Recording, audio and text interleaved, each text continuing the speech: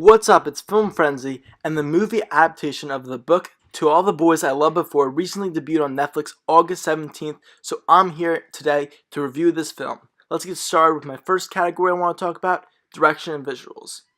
So, the direction and visuals in this movie are, I have to say, pretty solid. Like, it's not going to have some exceptional, over-the-top drawn action scenes or any beautiful cinematography of, I don't know, like the mountaintops of India or anything like that. But it has very solid direction and visuals for a teen romantic comedy. So they do some job at showing off the setting. Like, this movie takes place in Oregon, and part of the movie revolves around going on this ski trip. And I think they do a really solid job. There's some aerial shots of like the Oregon pine trees of like the pine forest, and I think that's pretty. You see the snow, and I think the scenes overall are just very like well shot and stuff. I think there's some clever direction, like the bathroom stalls when you just see the feet. I know it's been done before, but it still looks nice. And like the big like romantic scene at the end, like it's like just like this nice panoramic view. So I mean, there's nothing really wrong with it. So I'll just give it a perfect 5 out of 5 right out the bat. And foreshadowing right here, that's the highest score this film's gonna get by a long shot. Now I'm gonna talk about acting and character development. The two most important things in a romantic comedy, just romantic movies in general, are probably acting slash chemistry and screenplay. So, screenplay I'll talk about later in my story elements category, but right now I'm going to be talking about acting, character development. And the acting, I do think the main two actors are very good, but as a whole, I think the acting was kind of rough. Same with the character development. So, for starters, I just want to say the only character that I thought was a really good character was the lead girl, Laura Jean. She was great. I forget the name of the actress who plays her, but she was excellent. She did a great job. Easily the strongest part of the movie. But so the guy that played Peter, he was like, at first I didn't really like his delivery because it felt very repetitive, kind of just like the same. Like, he's trying to sound comedic with how he like kind of slows down. He's trying to do the Jay Baruchel, but it doesn't seem natural. Nobody can do the Jay Baruchel except Jay Baruchel, so it doesn't come off very well. He got better as the movie went on, and I have to admit their chemistry is very solid. I think both their characters were very well developed, but there are some very bad characters. For example, Laura Jean's little sister, she was just so annoying in the film, and her logic, I'm not going to explain what she does, but she does something major in the film, and it still makes no sense, even when they're trying to explain it. Oh yeah, her name's Kitty. She's not a good character. The actress did a fine job. It was really the screenplay that's a problem, but that counts as character development, and that was a very unlikable character. Plus, I thought, it's a great actor. I forget his name that's playing Laura Jean's dad, but I feel like they didn't give him enough to do. They could have involved some more scenes with him, and he kind of felt almost out of place in the movie for some reason. Just like how he was acting, it felt very like, I don't know, just the delivery. I feel like maybe the problem is a little bit the direction, and that they're not telling the actors how to deliver the lines well, because it's just lots of the characters felt like they were doing repetitive deliveries. Same goes for the guy that played Branderson, who's like your kind of first crush. I thought he was not that great either, and I thought that was a shame. I felt like it was kind of weird. Like, he was kind of like a character, it was like a red herring, but it didn't really feel like it fit at all. Like, you couldn't tell if he liked her back or not. It was just very confusing. I thought that character was really poorly done. There's a lot of other characters in it, but those are the main ones I wanted to talk about that like I had like gripes with, or I had immense praise. The other ones just were fine, I guess. So for this category, I'll give it a 3 out of 5. Overall, the acting was pretty solid. It had a pretty good cast, and the character development of the key characters was very good, even though lots of times it wasn't for some of the supporting characters. Now I'm at my final and most important category, the various story elements, plot, pacing, script, and theme. So this category, just like the film, is kind of a mixed bag. First, I'm going to talk about the plot.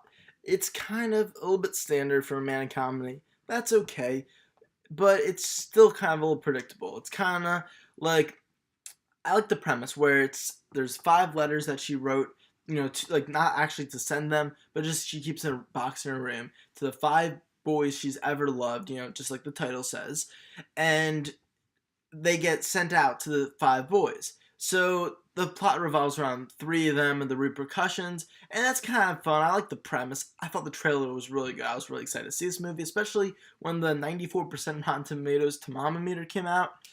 And, well, the plot overall, I felt like it just ran with the premise, didn't really, like, excel from it or anything. And it kind of overall revolves around, like, this fake relationship she has with Peter, who I talked about earlier. And, I don't know, I thought it was okay, but it was still kind of predictable and just felt like it was just a little bit back and forth. And this kind of brings me to the pacing. I feel like there was a lack of stakes in their relationship. Like, something would go wrong, and then they'd make it up again, and something would go wrong like 5 minutes later. I felt like it wasn't like one big thing happened. Like, there wasn't like a big all is lost moment. Instead, it felt like it was just a bunch of back and forth things, and it's like half the time they were upset with each other, half the time they weren't. It just kind of felt like very like nonchalant. Like, they're upset, now they're not upset. And it was just like, enough already. We get it. You guys go up and down a lot, even if it's a fake relationship, and we get it. It's actually real. So I thought that the pacing and the plot kind of tied in together, and we're a little rough there. The pacing in the movie overall wasn't spectacular, although it never felt slow, and it shouldn't when it's only an hour and a half long, so I guess that's good with pacing. And the plot, like I said, is still serviceable for the type of movie it is, and I do really like the premise a lot. I think it's clever, even though it is based on a book. It wasn't like made up for the movie or anything. So now I'm going to talk about script. This is a rough one. So I'll start with the positives first. Script, there's some really great conversations in here, and the great ones often tie into like the themes of the film, and often they're not too preachy too, which I love when they're not too preachy.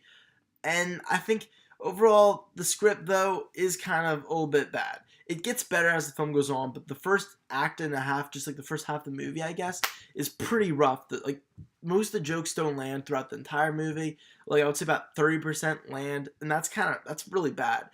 At least for me, I didn't find the humor very good in this movie. There were some great jokes, but most I thought were very repetitive or just bland and stale. I already talked about how lots of the characters weren't written great, or they didn't have enough to do in the film, and I don't know, I felt like the script, sometimes there's these very cheesy lines, and they just tried to like end in like certain just like a snappy line, but it didn't really work like that. They tried to end a scene like that, it just didn't really work. And I felt they also sometimes had trouble like writing for the character, like they kind of lost track of their character development, like where the character was and who they are really. And overall, the script could get a little like just kind of cliched, but it still had some very great conversations in it. So I would say it's a uneven script. Sometimes great, sometimes god awful. And themes. So the main theme is probably that you should like you should profess your feelings to someone. You shouldn't just keep them bottled up, or in this case, in a box in your room. And I think that's a great theme. It's really nice to explore. If you see my my original film, Tight Lip Love, it's on my channel. That kind of explores that a little bit. But I feel like this film sometimes was just a little bit like lost track of the theme. They didn't really have it throughout. They kind of just like introduced it towards the end, and there's some good conversations about it. Overall, I think they did a decent job with it, although I wish there was a little bit more. And then there's like a sub theme. Well, it's not really a sub theme; it's just one conversation, but it's like that you're not really ever unnoticed completely. So I thought that was really good. I just wish there was more of that too, because I think that would have been great to have some dual themes throughout the entire film instead of just introducing them in the second half of the last act. Just like how you don't introduce your main claims in the conclusion of a research paper, you introduce them in the thesis, even if it's in a more subtle way for a movie, that should be. And so overall, I think this category, like I said before, it's a mixed bag. There's a lot of positives, a lot of negatives I gave. That's a 2.5 out of 5, and that will be the same score I give for the film overall. I know, you're like, what the hell? A 94% Rotten Tomatoes warrants a 2.5 out of 5 from me.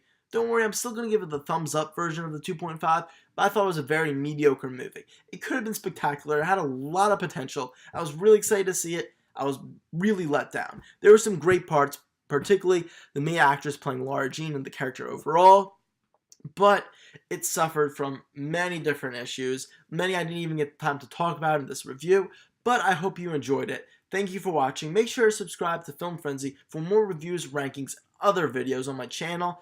So stay tuned for more videos coming soon. See you guys later from Film Frenzy. Bye.